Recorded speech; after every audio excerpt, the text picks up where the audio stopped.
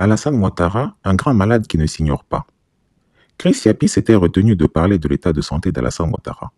Mais vu l'insistance du public qui l'oblige, il va vous dire tout ce qu'il sait d'Alassane Ouattara, qui est un grand malade qui ne s'ignore pas. En effet, en plus du syndrome du Brice, il est atteint de drépanocytose depuis la naissance, et cela tout le monde le sait. Je vois déjà les fanatiques du RHDP trépigner de colère, mais je les attends pour démentir cette information. Maladie génétique, la drépanocytose ou anémie falciforme est une anomalie de l'hémoglobine qui est la principale protéine des globules rouges.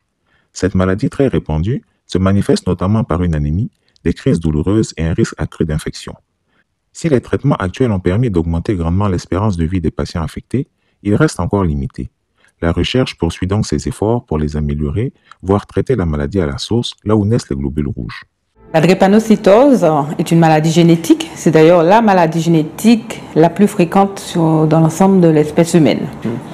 Alors, c'est une maladie qui affecte le sang, et plus particulièrement dans le sang, les globules rouges, à l'intérieur desquels donc, on trouve l'hémoglobine.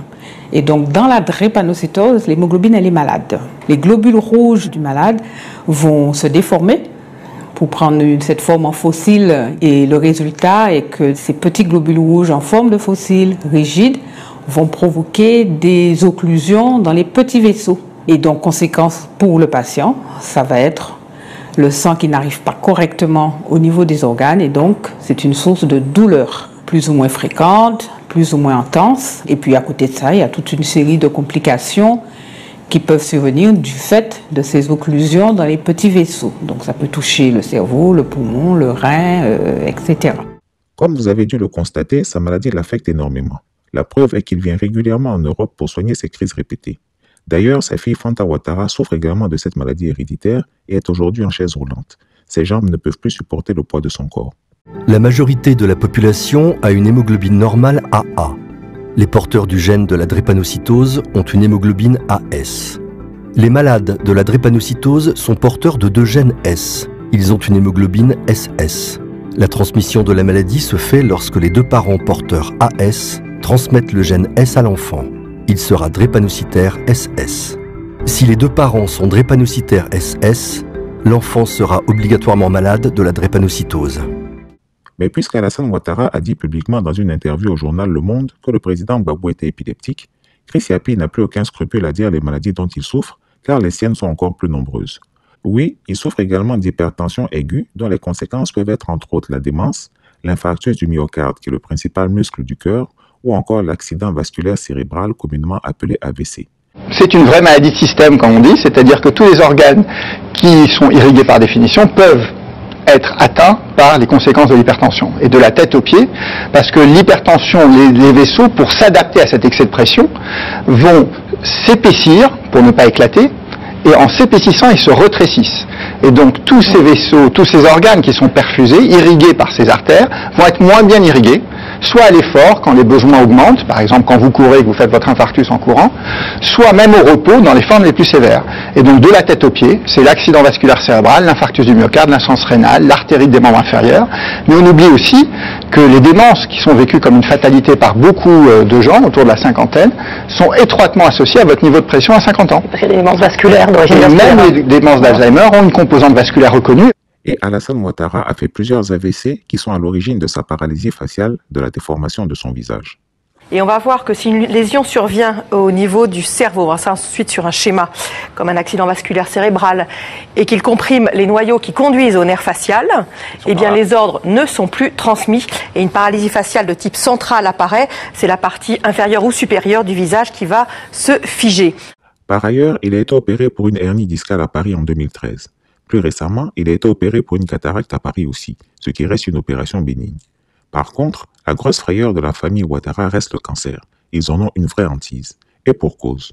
En 2011, alors qu'Alassane Ouattara se sentait régulièrement épuisé, il se rendit en France pour faire un bilan complet de santé à l'hôpital américain de Paris. On ne décéla rien de particulier et pourtant il continue à se plaindre de fatigue et de bouffées de chaleur. C'est alors que rentra en jeu son beau-frère, le docteur Patrick Nouvian, basé à Hyères, 8 avenue Docteur Jean-Jacques Perron. Ce frère utérin de Dominique Nouvian-Folorou Ouattara suggéra à Alassane Ouattara de réunir une équipe médicale compétente pour approfondir son bilan de santé. Et c'est à l'hôpital d'instruction des armées Percy à Clamart en France que l'on découvrit qu'il souffrait d'un nodule thyroïdien qui pompait son sang et qui était bénin. Quelle chance! Aussitôt découvert, aussitôt opéré. Depuis lors, la santé d'Alassane Ouattara s'améliora notoirement. Il en rigola avec son frère cadet Téné Birahima Ouattara, qui lui est adepte des marabouts et avait déjà entrepris d'immoler force bœuf et mouton pour conjurer un mauvais sort imaginaire. La thyroïde est une glande endocrine située à la base du cou, qui sécrète des hormones indispensables au bon fonctionnement de l'organisme. Des nodules peuvent apparaître sur cette glande. Il s'agit de formations arrondies, constituées de tissu thyroïdien ou de liquide. Ces nodules sont extrêmement fréquents et touchent plus de 1 personne sur 3 après l'âge de 50 ans. Ils sont généralement indolores et ne provoquent aucun symptôme. Leur découverte se fait souvent par hasard, au cours d'une échographie du cou ou d'un scanner. Mais plus les années passaient, plus la santé du drépanocytaire hypertendu devenait délicate. D'ailleurs, le docteur Patrick Nouvian était fort réticent pour son 3e mandat. Hélas, la boulimie du pouvoir s'était emparée du malade. Violant la constitution ivoirienne, Alassane Ouattara décida de se faire investir président de la République le 14 décembre 2020. Son souhait était de faire d'abord l'investiture avant de se rendre en France pour son contrôle obligatoire de santé. Malheureusement, sa santé fragile et les malaises vagos à répétition inquiétaient ses médecins qui lui firent comprendre qu'il y avait urgence et qu'il ne pouvait pas se permettre d'attendre plus longtemps. D'abord venus dans le cadre de ce contrôle, les médecins ont constaté que d'autres nodules étaient apparus, cette fois plus dangereux. Il y a un soupçon qu'un d'eux soit malin, c'est-à-dire cancérigène. Quel coup dur pour le Ouattara. Une échographie du cou. C'est l'examen de référence. Il permet d'analyser les nodules avec précision et de distinguer les nodules bénins des nodules suspects qui peuvent être de nature cancéreuse. En cas de doute, une ponction à l'aiguille des nodules à risque peut compléter le bilan. L'analyse au microscope des cellules ainsi prélevées permet d'orienter le patient vers une prise en charge adaptée.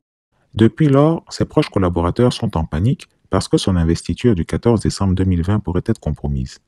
L'aggravation de son cas a provoqué des fuites sur son lieu d'hospitalisation puisqu'il y avait déjà été opéré en 2011 et en 2012 par les bons soins de son beau-frère, le docteur Patrick Nouvian. Ayant constaté que la toile s'affolait sur son état de santé, c'est avec célérité qu'il a été transporté à Mougins, le temps que la tempête passe et surtout que les médecins décident de son sort. Son cercle restreint dans une impasse devant la nécessité d'une intervention chirurgicale urgente éventuelle. C'est dans l'attente de cette évaluation de ces médecins qu'Alassane Ouattara est aujourd'hui. Il est bel et bien malade et la situation est préoccupante. Il y a décidément des signes qui ne trompent pas.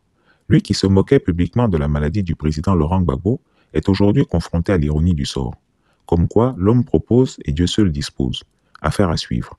Chris Yapi ne ment pas. Retrouvez Chris Yapi sur Twitter, Mediapart et YouTube.